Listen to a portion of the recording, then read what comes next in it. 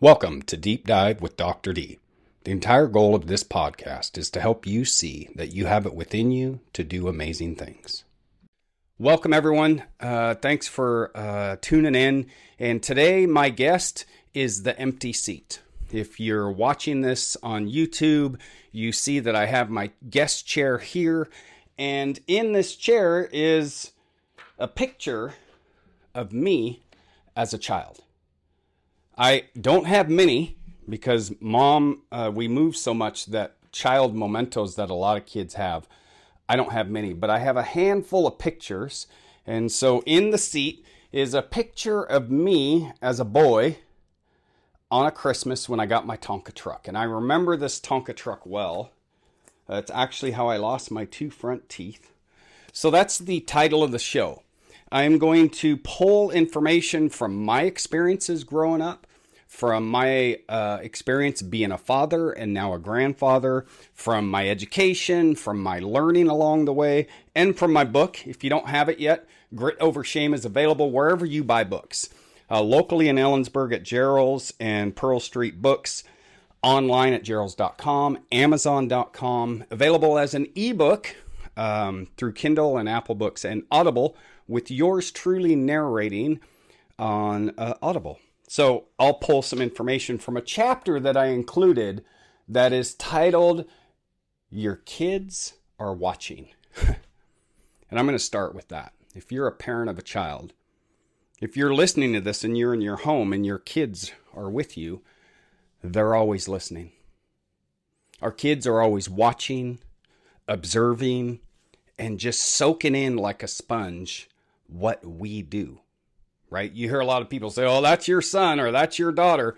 Yeah, genetically they are, but also behaviorally, they are you. They are a mirror image of what they're seeing you do on a regular basis. And I always say this, when you think your kids aren't listening, they are. They're always listening. They're always watching. You're their beacon of hope or despair. Right? If you follow me, you know that I lived a crazy life as a kid. A lot of trauma, a lot of chaos. My siblings and I suffered all the abuse, all of it. It's in my book. If you read my book, I've written about my personal path, and my siblings are okay with me sharing just the basics that they all suffered abuse, neglect from our mom. She was there physically most of the time, but emotionally and just being available to us as a mom, no, she was not. My sisters revealed that they suffered abuse at the hands of my mom's first husband, my brother's biological father. My brother revealed that he suffered abuse from my mom's second husband, my sister and I's biological father. And then what's interesting about my path, and I've learned this, I have literal blank spots of my childhood that I don't remember anything.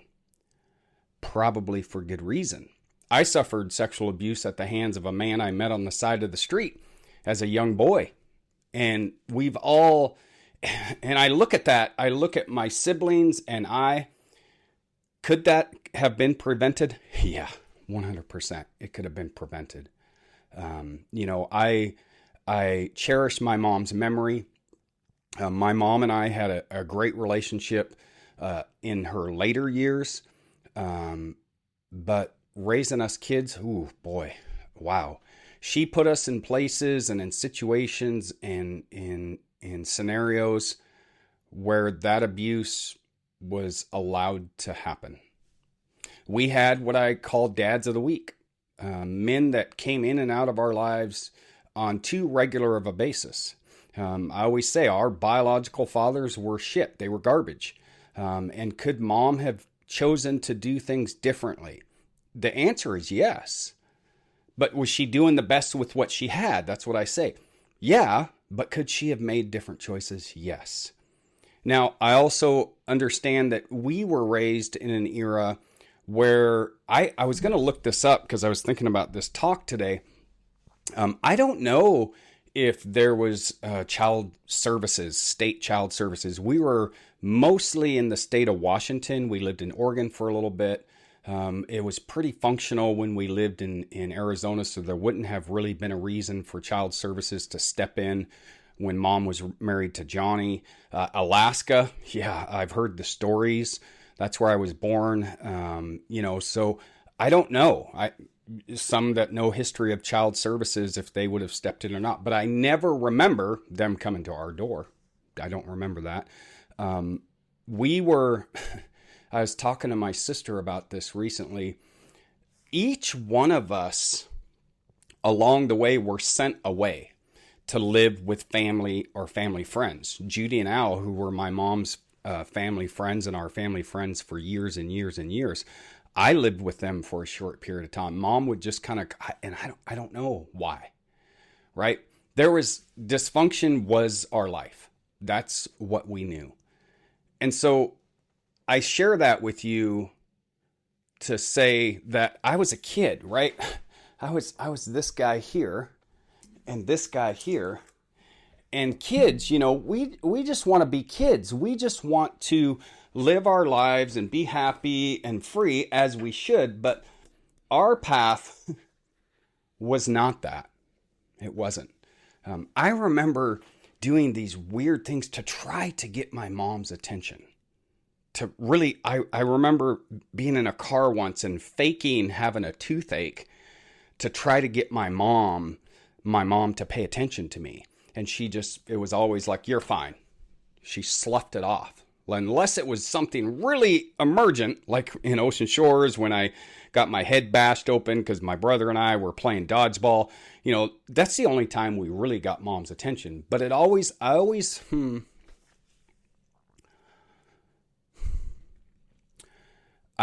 felt like a burden to my mother. Until later in life. Much later, but as a kid, as this little boy growing up, I always felt like a burden to my mom.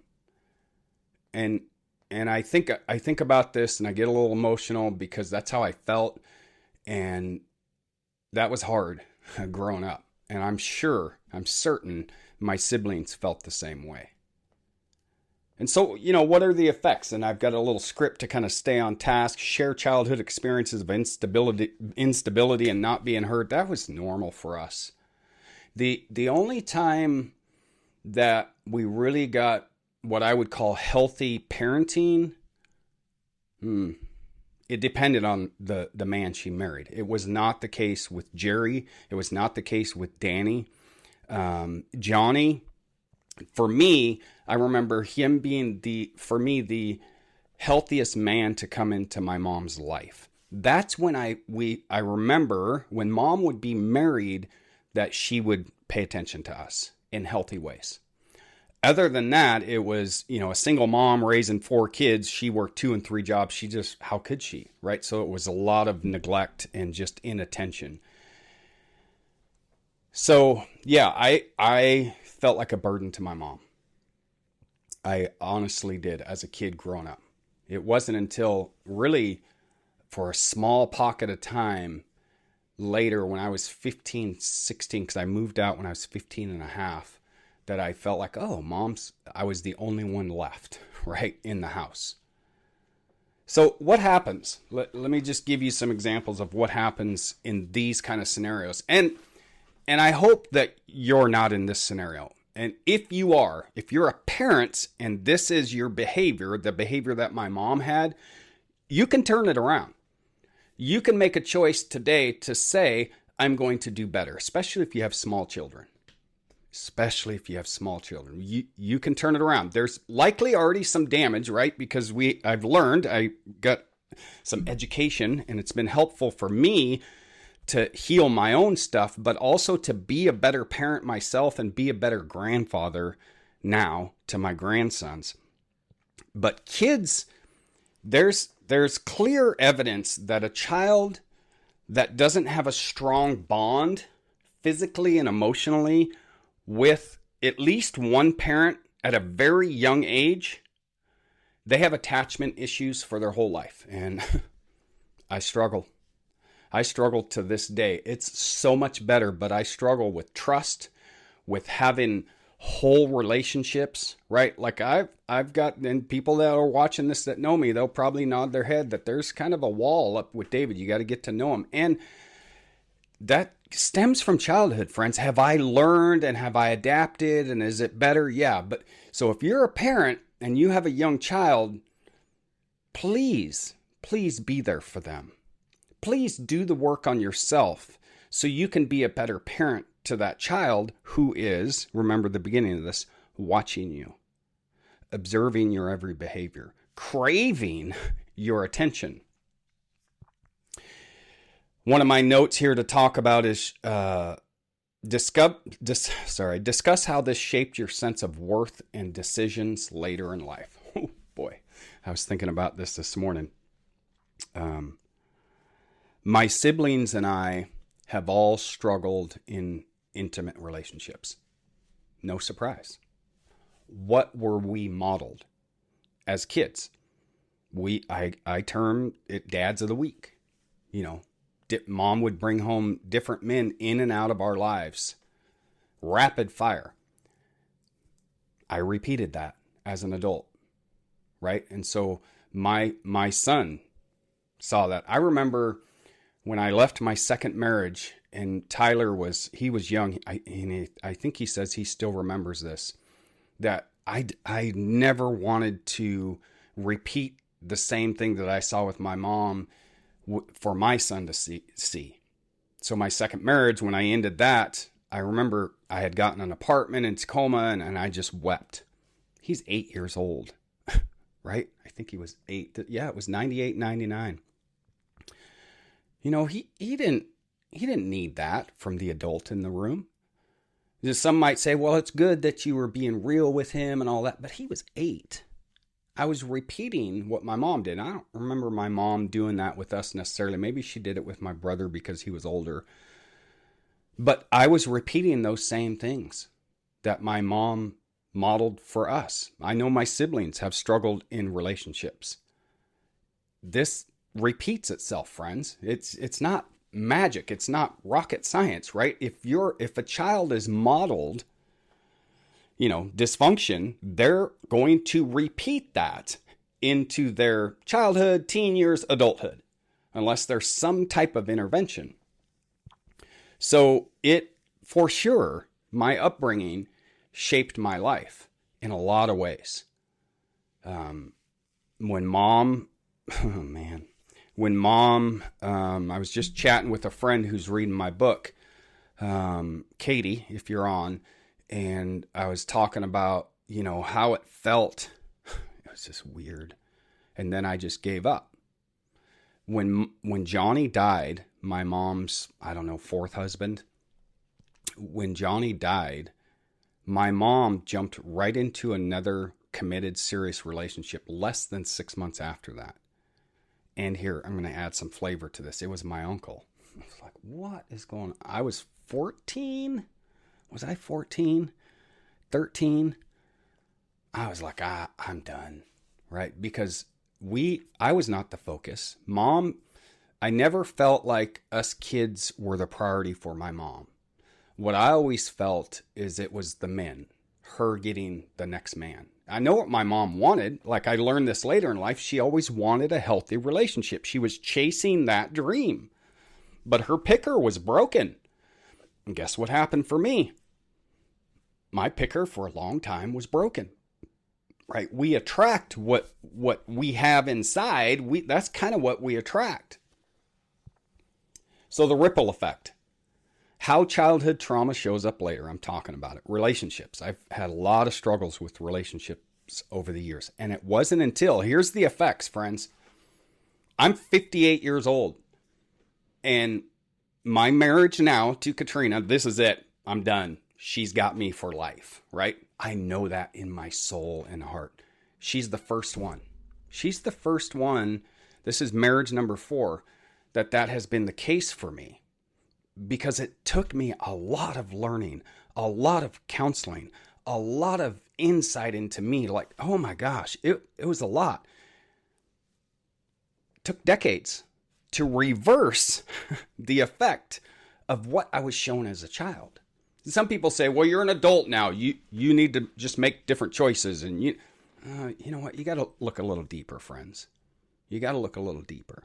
And addiction, of course. That for me, when Johnny died, and what I was modeled is mom, jumping into another relationship, which was par for the course, but the added flavor of marrying Uncle Tom. It was like, oh my God, I was done.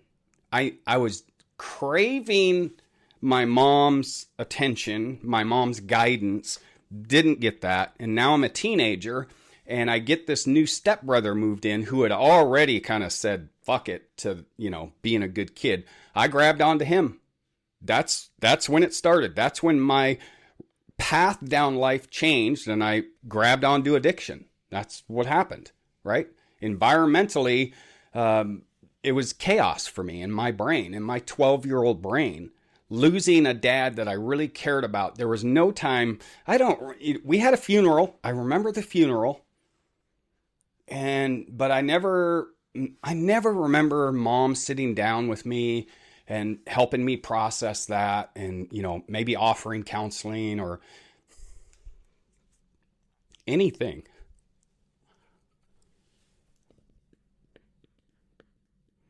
So what's a kid to do?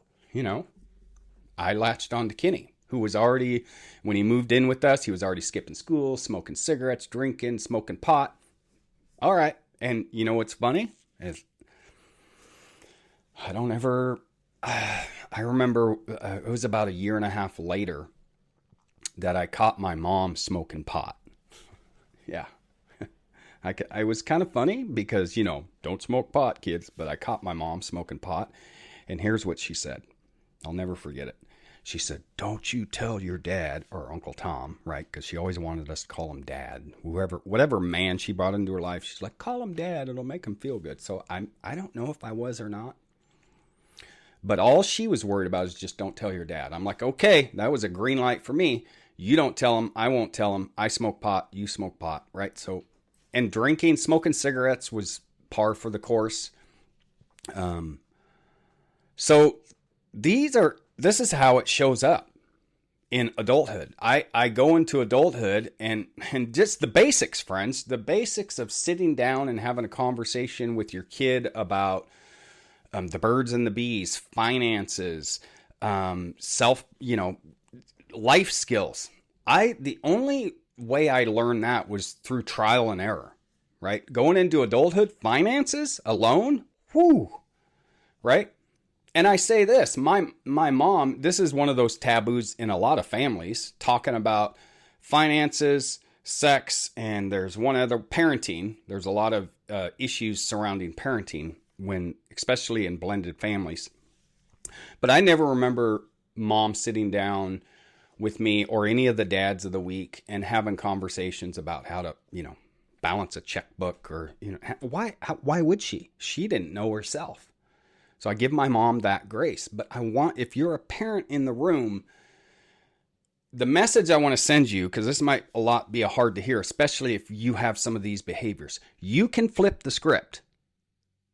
You can make a decision today to start flipping the script. Will it be hard? Yes. Will it take time? Yes. Will it take trial and error? Yes. But man, do something. Ask for help. Your child is depending on you, right? The adult in the room, to do better. I've had to take honest looks at myself, right? I say overall, my son's 35.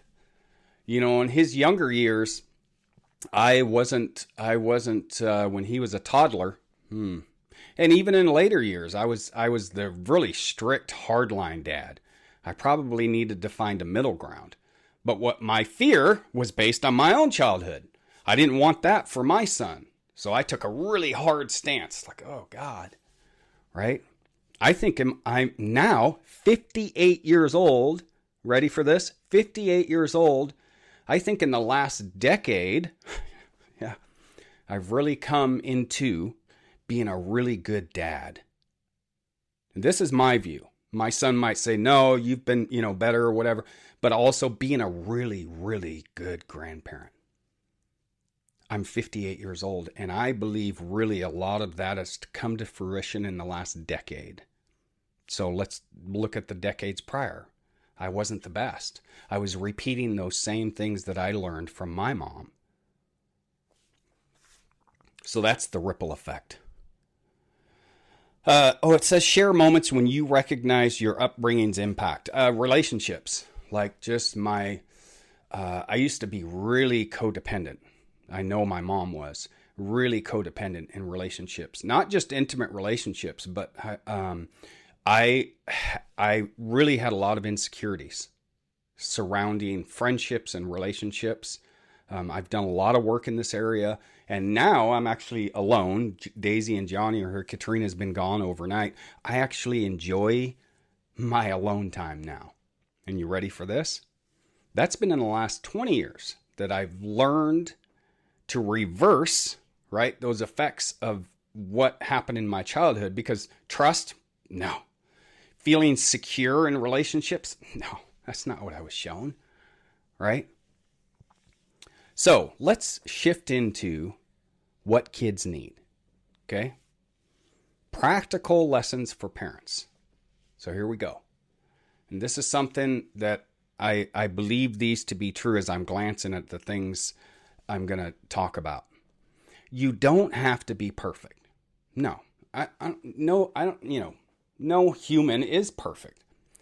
But you need to be consistent. You need to be present. I think I talked about this earlier. My mom physically was present, when she was home, but mentally, was she emotionally available? No. She just wasn't, right? So be consistent. Make it a goal to say, you know what, once or twice a week, I'm going to sit down and I'm going to talk to my child. And I'm just going to be open to listening to what they have to say, because the next one is listen more than you lecture. See, that's what I was at fault. And sometimes I've really adapted in this, and my son's an adult. He's 35. But with my grandsons, I can catch myself, right, wanting to lecture. You know what? You know what kids want a lot? Is someone who will listen without judgment. You want to have that trust-based relationship with your child, that they can come to you with hard stuff, with things that you might go, oh God, I can't believe that, whoa. Be that ear, right? And ask, and some parents will go, no, that's garbage. Ask them, would you like some advice? Would you like some feedback? Try that. Try listening more than lecturing. Try being that place where your child can feel comfortable coming and talking to you. The next bullet is validate feelings even if you don't understand them. See, if I think about my life as a whole, and especially as a child, it was not okay to have feelings. It just wasn't. Some say it was a generational thing, but if I look at my life during I'm Gen X, late 60s, I was born in 67, raised in the 70s, and then mid 80s, right? There was that kind of, if you want something to cry about, I'll give you something to cry about. I don't think that was normal in every family. It was normal in our family, not necessarily because I don't think mom didn't want us to have feelings. She didn't have time for it. She didn't have the space in her own brain to deal with 4 kids who are having a variety of different feelings, because she had her own chaos of her own life. Right? Could she have done different? Yes.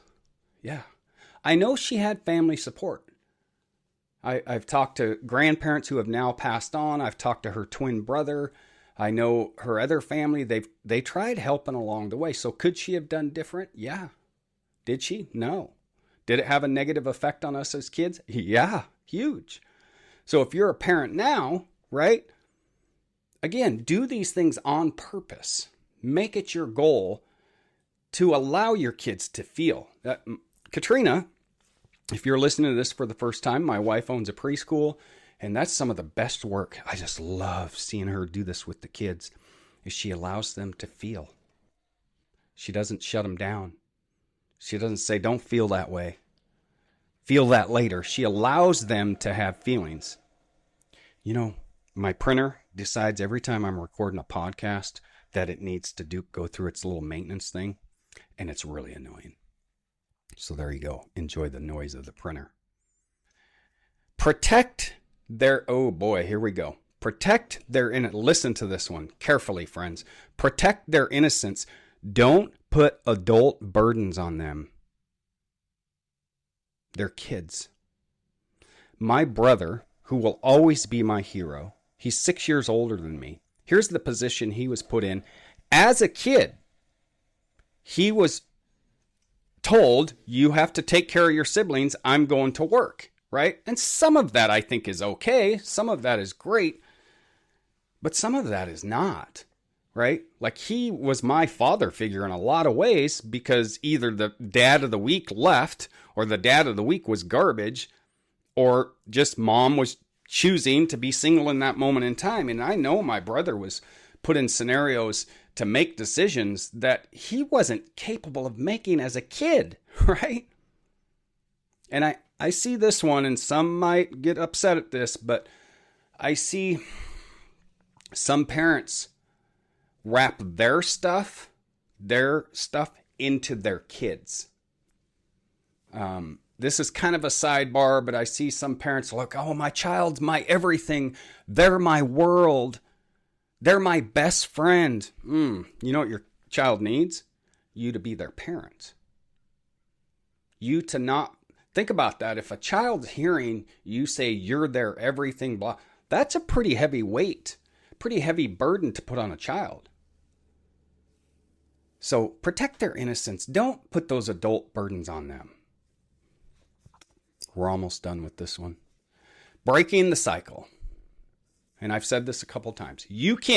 I'm proud of myself. I'm so proud of myself that I've done the work to break generational cycles of addiction and dysfunction, right? I'm a better dad and I'm a better grandfather than I was 10 years ago, 20 years ago, 30 years ago. My son is a better dad today than he was 10 years ago. Anthony's 15, so 15 years ago, right? Because he's done improvement. And I'm a better grandfather than I was 10 years ago, right? Because he and I make diligent efforts to make that constant improvements, right? So, is it perfect? No. Or am I the best dad and grandpa in the world? Am I all healthy all the time and am I all great? No. But do I have that constant willingness to reflect and learn? Yes. Does my son? Yes. So do that for yourself. Go to counseling. Read a book on parenting. My whole undergraduate and graduate degrees, on purpose, I picked family studies. Oh my gosh. I can't tell you how much learning about family systems was powerful in me doing the work I needed to do to be a better family member. So do those things for yourself. And here we go. I'm a hope dealer, right? I like to give hope. Things can be different. My past, someone challenged me on this recently, so if she's listening, she might say, oh, you're talking about your past. My past has helped. I have looked into my past to change my todays and tomorrows. I do my best on a pretty regular basis to not judge myself on past decisions. I want you to do that for yourself, right? The past doesn't have to define the future. It does not. You can make a conscious decision to do things different starting today and into your tomorrows. Your past does not have to define your future. I want you to remember yourself. I do this when I give talks. I say this, no child ever grows up thinking, one day I want to be a shitty parent. No, kids don't think that. No child ever grows up, no baby, my cute little baby picture, right? No baby is ever thinking anywhere in their brain as they go into toddlerhood, our preschoolers. I've never once, my wife has had a preschool for going into her 5th year. I've never once heard any of our preschoolers say, one day I want to grow up and be a drug addict. It's not how it happens, right? So remember to be kind to your inner child. That's the best work I've done. I actually have a book that it's on the inner child. The last pages of this very short book says, it's not your fault. It's not your fault. And I've wept over the little boy in David, who, didn't get dealt a great hand as a kid. But you know what? I've been able to access resources to reverse the cycles of dysfunction and addiction in my family. And you can do the same for yourself. So just a question or two to ponder for yourself as I close this up. Okay? What are you doing today that your child will thank you for tomorrow? Tomorrow meaning when they're a parent. Right? When they have their first child and they're raising their child, what will they go, man, I really appreciate that my mom or my dad or both did these things for me so that I can now do them for my child. When you think back on your own childhood, what's one thing you wish an adult had done differently for you?